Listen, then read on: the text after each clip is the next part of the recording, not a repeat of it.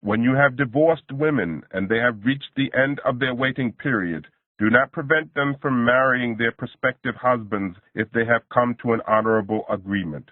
This is enjoined on everyone amongst you who believes in Allah and the last day. This is more virtuous and chaste for you. Allah knows what you do not know. There is no blame on you if you make a proposal of marriage during their waiting period, openly or in your hearts. Allah knows that you will naturally cherish them in your hearts. However, be careful not to make any secret agreement, and if you wish to marry, speak to them in an honorable manner. Do not confirm the marriage tie until the prescribed waiting period expires. There is no blame on you if you make a proposal of marriage during their waiting period, openly or keep it in your heart. Allah knows that you will naturally cherish them in your hearts. However, be careful not to make any secret agreement, and if you wish to marry, speak to them in an honorable manner. Do not confirm the marriage tie until the prescribed waiting period expires. You should know that Allah is aware of what is in your heart. So fear Allah. Bear in mind that Allah is forgiving, forbearing. There is no blame on you if you divorce women before the marriage is consummated or the dowry is settled. Pay them something anyhow, the rich man according to his means and poor according to his, a reasonable amount in all fairness. This is an obligation on the righteous people.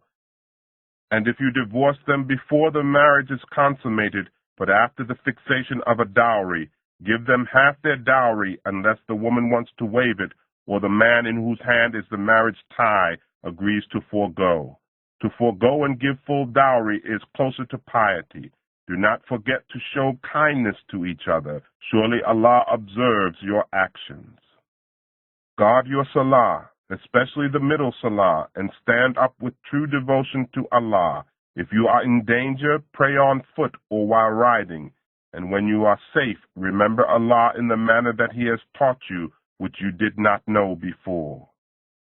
Those of you who die and leave widows should bequeath for them a year's maintenance without causing them to leave their homes. But if they leave the residence on their own, there is no blame on you for what they choose for themselves in a fair way. Allah is mighty, wise. Reasonable provisions must also be made for divorced women. That is an obligation upon those who fear Allah. That's how Allah makes His revelations clear to you, so that you may understand.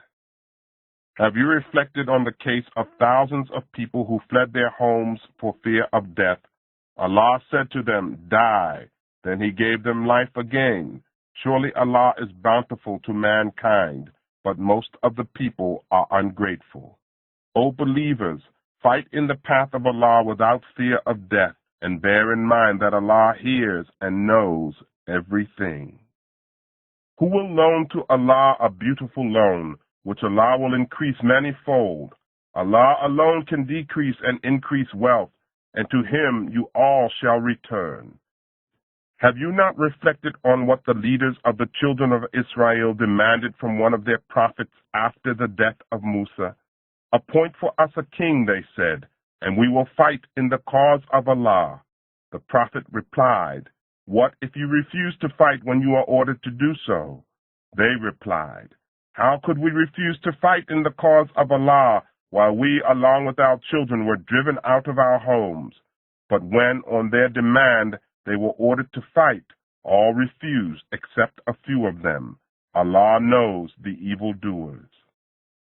Their prophet told them, "Allah has appointed Talut to be your king." They replied, "How can he be our king when some of us are more deserving than him? Besides, he is not rich."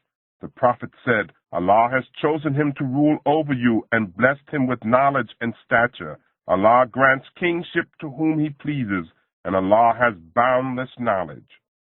Furthermore, their prophet told them, "The sign of his appointment as king is that there will come to you the chest in which there is tranquility from your Rabb, and the residue of relics which the family of Musa and the family of Harun left behind, and that chest will be carried by angels. Surely therein is a sign for you if you are true believers." When Talut marched forth with his army, he announced, Allah will test you at a certain river. Anyone who will drink from its water shall cease to be my soldier, and those who will not drink to quench their thirst with its water, except a sip or so from the hollow of their hands, shall fight on my side. They all drank from it in spite of this warning, except a few of them. When he and those who believed with him crossed the river, they said, We have no power left this day against Jalut and his warriors. But the believers who knew they would meet Allah replied, It has often happened that a small group, by the grace of Allah, has vanquished a mighty army. Allah is with those who endure with patience.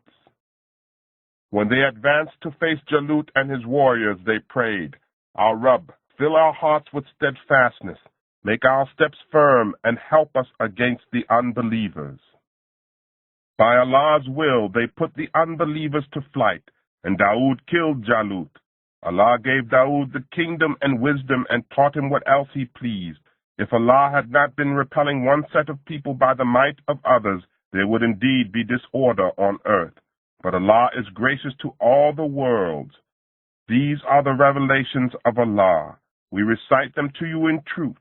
Surely you, O Muhammad, are one of our Rasuls. These are the Rasuls.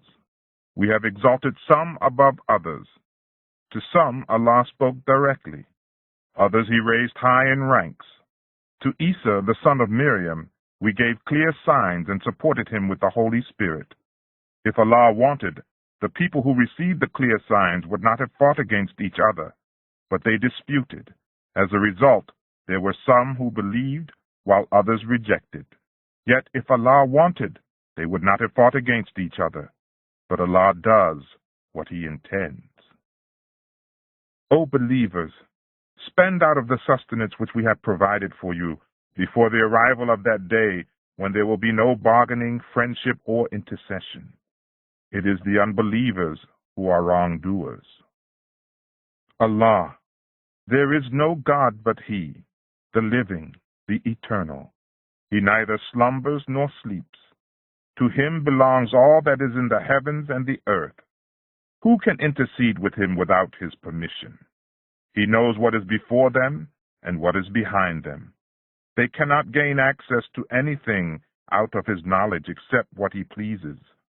His throne is more vast than the heavens and the earth, and guarding of these both does not fatigue Him. He is the exalted, the supreme. There is no compulsion in religion. True guidance has been made clearly distinct from error. Therefore, whoever renounces Taghut and believes in Allah has grasped the handhold that will never break. Allah, whose handhold you have grasped, He is all and knows all. Allah is the wali of those who believe. He brings them out of the depths of darkness and leads them into the light. As for the unbelievers, whose wali is Taghut, he takes them out of the light and leads them into the depths of darkness. As a result, they will become the companions of the hellfire and shall live therein forever. Have you ever reflected upon the one to whom Allah had given him a kingdom, who argued with Ibrahim about his Rabb?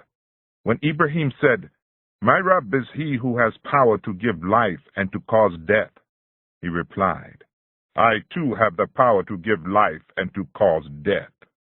Ibrahim said, Well, Allah causes the sun to rise from the east. Just make it rise from the west. Thus the unbeliever was confounded. Allah does not guide the evildoers.